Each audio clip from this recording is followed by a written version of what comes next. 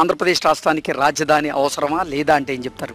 మనకు ఏదైనా ఒక రాష్ట్రానికి కావచ్చు, దేనికైనా కావచ్చు, ఒక రాజధాని, ఒక ఐకాన్ అనేది ఉండాలి. అది ప్రారంభించి మధ్యలో మళ్ళీ దాన్ని తుంచేసి భవిష్యత్ తరాలకు ఏదైతే ఉందో ఆశాజ్యోతి, ఇక్కడ పేరు కోసమే కాదండి, అక్కడ ఉన్నటువంటి అభివృద్ధి ఫలాలు మళ్ళీ తర్వాత తరాలకు చేరాలంటే ఒక రాజధాని అనేది ఉండాలి. ఈ రోజు హైదరాబాద్ నిర్మాణం వల్ల, బలమైన హైదరాబాద్ తయారవడం వల్ల ఆ రాష్ట్రానికి ఏదైతే తెలంగాణ ఉందో దానికి విపరీతమైనటువంటి ఆదాయం చేకూరుతుంది. నేను ఆ వ్యూలో అయితే చెప్పగలుగుతున్నాను, ఖచ్చితంగా ఆంధ్రప్రదేశ్ కి బలమైనటువంటి రాజధాని నిర్మాణం అయితే జరగాలి. ఒకటైతే చెప్పగలండి, మనకున్న చిన్న ప్రాంతం ఇది, ఈ ప్రాంతానికి ఒక రాజధాని ఉంటేనే బాగుంటుందండి. మూడు రాజధానులు అన్న పద్ధతి అది పొలిటికల్ గా తీసుకున్నటువంటి నిర్ణయమే గానీ అభివృద్ధికి ఉపయోగపడేటువంటి నిర్ణయం అయితే కాదు. అయితే బాబు గారు ఏం చేయాలో అది చేస్తున్నారు. రాజధానిగా అమరావతిని నిర్మాణం తన యొక్క శక్తి సామర్థ్యాలు ఉపయోగించి, లేదంటే అతనికి ఉన్నటువంటి దూరదృష్టి, లేదంటే విదేశీ స్థాయిలో అతనికి ఉన్నటువంటి ప్రపంచ విశ్వ దృష్టి ఏదైతే ఉందో దాంతో దాని నిర్మాణాన్ని చేస్తున్నారు. ఆంధ్రప్రదేశ్ రాష్ట్రానికి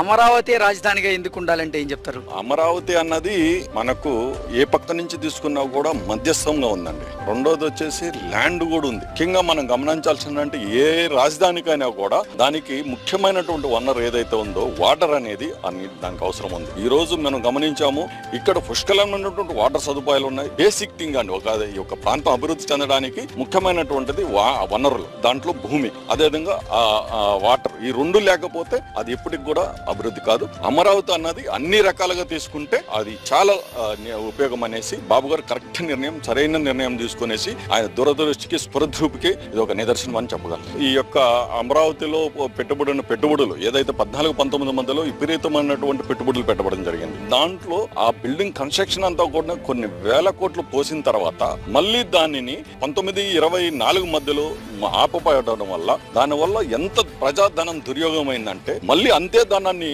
మనం వెచ్చించాల్సినటువంటి పరిస్థితి. ఇది ఆంధ్రప్రదేశ్ కి చేసినటువంటి ఒక ద్రోహంగా అయితే నేను చెప్పగలను. ఈ 19-24 మధ్య ఏదైతే రాజధాని ఆపడం జరిగి ఆ బిల్డింగ్లంతా నిర్వీర్యం చేయడం జరిగింది, ఆ ప్రజాధనం నిర్వీర్యం జరిగింది, సర్వనాశనం చేయడం జరిగిందంటే ఇది ప్రజాద్రోహం కిందకే వస్తుంది అనేది నేను చెప్పగలను.